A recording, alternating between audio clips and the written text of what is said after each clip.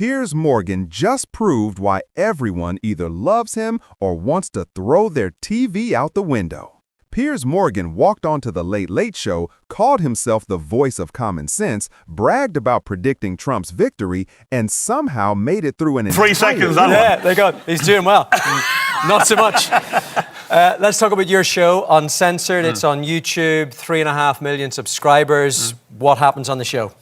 You know, we just do whatever's in the news. We do debates. What we try and do is get people on both sides. Get people to debate whether it's the US election, whether it's the Israel-Hamas war, whether it's... 3.5 million YouTube subscribers, it's working disturbingly well. So let's unpack this absolute masterclass in controversy, ego, and what happens when someone decides that having opinions is a personality trait. Quick favor before we dive into this chaos, smash that subscribe button right now. Over 92% of you are watching without subscribing. Woke isn't having a nap. It's not taking a break. It's flatlining. It's dead. It's kind of, you know what? Elon Musk had it right. He called it a woke mind virus. It's a kind of way of thinking about life, which I happen to think. And listen, part of the book is I encourage debate. People want to listen to what I'm about to say, completely disagree. That's fine with me. Like that. But what you shouldn't be doing is then calling for me to be cancelled or lose my job. That's been going on for the last few years. This country is a free democratic society. And the day we lose our ability to have robust, passionate, even sometimes angry debate, and with the day we lose the ability to listen to other views and be completely, intolerant suddenly. And absolutely zero fear of public backlash. The man described his own show, Uncensored, as a platform for smart people to debate issues, and then immediately told the host he couldn't come on because he's a dummy. Let's talk about your show, Uncensored. It's on YouTube, 3.5 million subscribers. What happens on the show? You know, we just do whatever's in the news. We do debates. What we try and do is get people on both sides, and smart people don't like dummies, so you can't come on, unfortunately. That arrogance is entertaining as long as it comes with a British accent and semi-coherent arguments. Now here's where it gets interesting. Piers spent a solid chunk of this interview explaining why he went to YouTube. And credit where it's due, he's not wrong. I want to have debates that young people in particular are having. You know, people say, why do you go on YouTube now?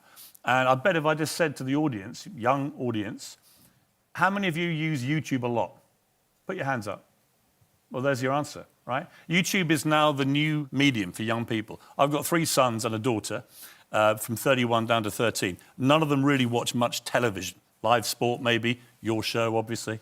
But actually what they do is they watch everything through YouTube. For the ship sank, and now he's sitting pretty with millions of subscribers watching him argue with people for a living. That's not just ego, that's actually strategic. Annoying? Yes. Smart? Also yes. It's possible for both things to be true simultaneously, which seems to be Piers Morgan's entire brand in a nutshell.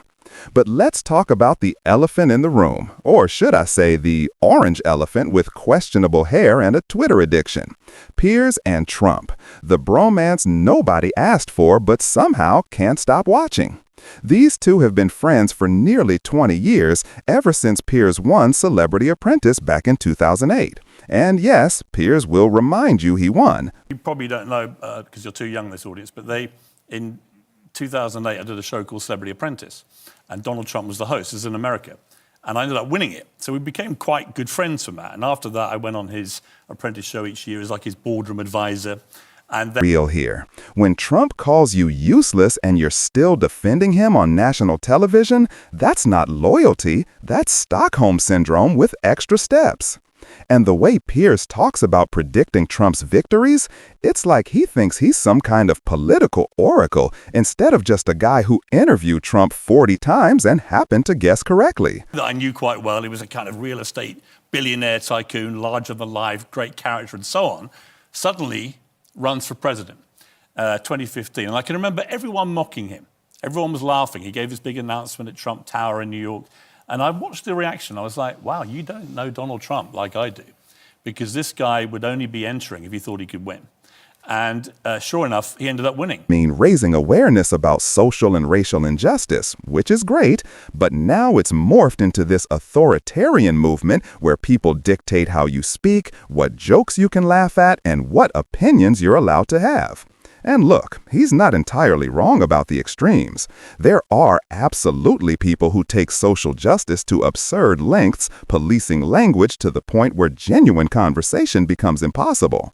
But calling wokeism fascism while simultaneously defending Trump, who literally tried to overturn an election, the cognitive dissonance is chef's kiss levels of ironic. Piers also brought up trans athletes in women's sports, which has become his pet issue apparently.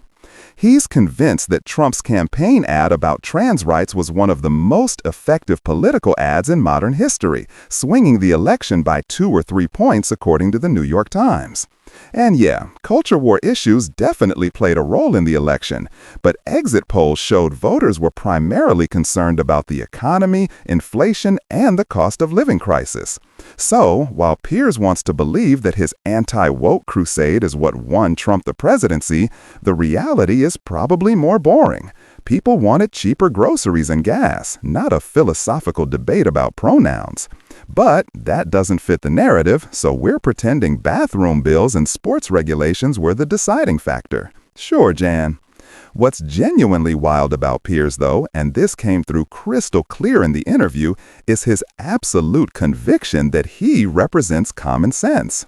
Not controversial opinions, not deliberately provocative takes designed to generate clicks and outrage, but common sense. The voice of the reasonable majority. He even talked about people coming up to him at the airport praising him for speaking truth, telling him to keep going. Which, okay, selection bias much? The people who think you're an insufferable windbag probably aren't approaching you for a friendly chatted baggage claim. They're actively avoiding eye contact and hoping you don't notice them. But Piers only sees the fans, only hears the praise, and genuinely believes that his opinions are just what everyone's secretly thinking. And maybe, in some cases, he's right. Maybe there is a silent majority that agrees with him on certain issues but feels afraid to speak up because of social backlash.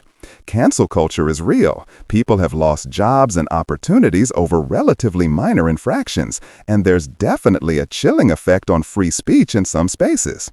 But Piers isn't some brave truth teller risking everything for the sake of honesty.